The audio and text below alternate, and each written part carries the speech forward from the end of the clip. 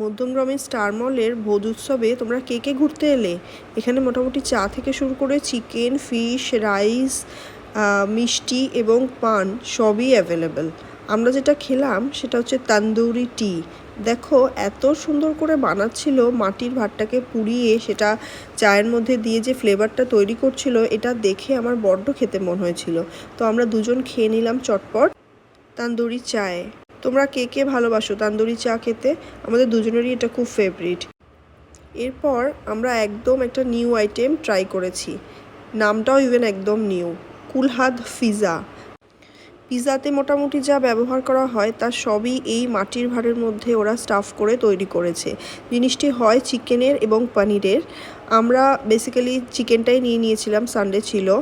এর উপরটা না চিজ দেওয়া আছে, তার জন্য একটু হার্ড, কিন্তু ভিতরটা খুব সফট এবং খেতেও বেশ ইয়াম্মি।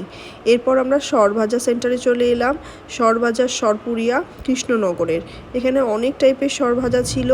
আমরা যেটা খেলাম সেটা হচ্ছে ব্রাউন কালারের যে সরভাজাটা, ওইটা। এটা বেশ কাজু পেস্তা দিয়ে বানিয়েছিল, অনেক সুন্দর খেতে।